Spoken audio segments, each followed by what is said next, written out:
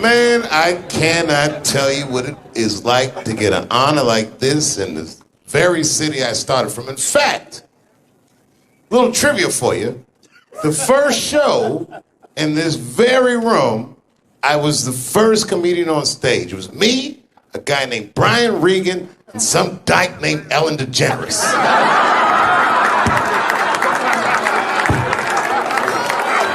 We didn't know she was gay back then. We were all trying to get some pussy. Oh, I'm sorry. I thought this was a comedy club.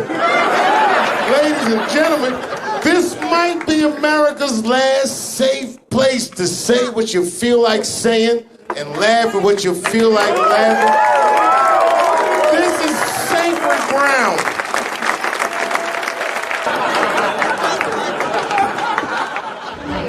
Yeah, the jacket is fresh as what? Oh! Fucking my. Hey, Ron. How are you?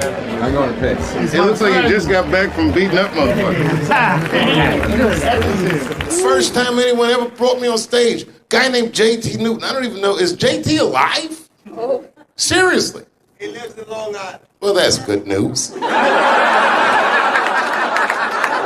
ever think a nigga was dead, but he just lived in Long Island? I went to the comedy club with my very best friend. We're still friends to this day. We showed up early. It was 5 o'clock. Back in those days, all you had to do to be a comedian was show up early enough to sign the list. It was 20 spots. I came right after school. I picked 7. My best friend at the time picked the 5th.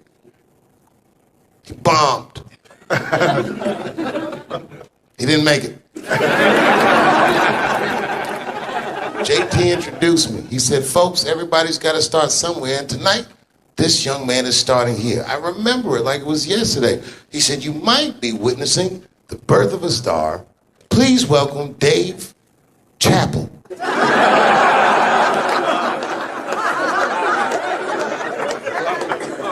I went by myself, but by the time I went on, my mother, who was here tonight, and her mother, who is no longer with us, showed up. I begged you not to come. Oh, I begged her not to come. I said, the only way I can handle this is to confront it. So I went to my grandmother and I said, listen, Nana, listen. I'm going to say you some things tonight that you have never heard me say. And Mom, you'll appreciate this. Do you remember what your mother said to me? She said, I've heard worse. No. She said, baby, do this shit. It was on. I guess what I'm trying to say to you, Mom, not only thank you, but I told you so.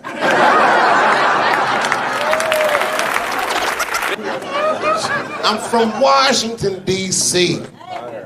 Chocolate City. Us niggas are pronoun. We have very thick skin. We don't shy away from the jokes. In fact, humor was our mode of survival. The only reason I never got my ass whooped on these streets is because niggas knew I'm hilarious.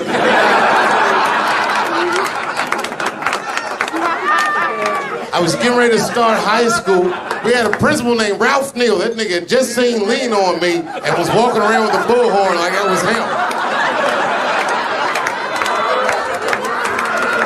I had just gone to middle school in Ohio. I was gone for 3 years. In the 3 years that I was gone, crack came out. I came back to Washington. You guys remember crack, don't you? You remember what it did to this city. That's why it's strange to see so many white people jogging and pushing strollers and things. Because all these niggas in D.C. did the heavy lifting. We did the hard part. This is a black city. They call it Chocolate City, not because shit has nothing to do with chocolate. That was niggas. Shout out to Washington, D.C.'s mayor, Muriel Bowser. I gotta tell you, you're a very special person to me. We're only a year apart, and you run our city wonderfully. I walked into my old high school.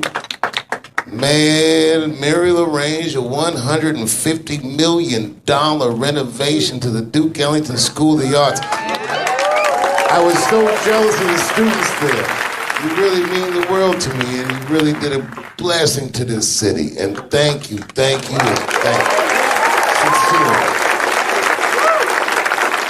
I've never voted in Washington, but God damn it if I did, I'd vote for you. And you know what? If you smoke crack, I'd still vote for you. I know you wouldn't. But if you ever want to indulge yourself, you got that kind of wiggle room with me.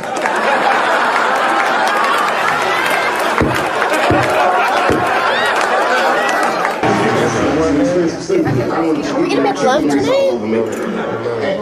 As friends. Happy to make now. Oh, you smell delicious. Because I love him so much. I'm like I'm very emotional person. You know this. I'm gonna cry for you. I swear to God, I've never seen an art form purer than stand-up comedy. It puzzles me that people are confused if this is an art or not. Man, talking shit is an art. Talking shit is an art. Ain't that right, Mary?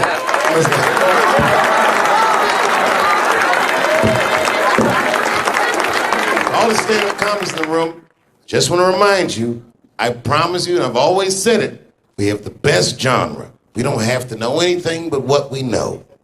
And everything we know is valuable because of what we do with it. Stay true to yourself. Fuck the game. The money will come. Most of you won't make it. I'm gonna be honest. I heard an interview with Patton Oswalt, famous comedian, started 1 week apart from me. Patton says in an interview with Terry Gross, you know how Terry goes, yes.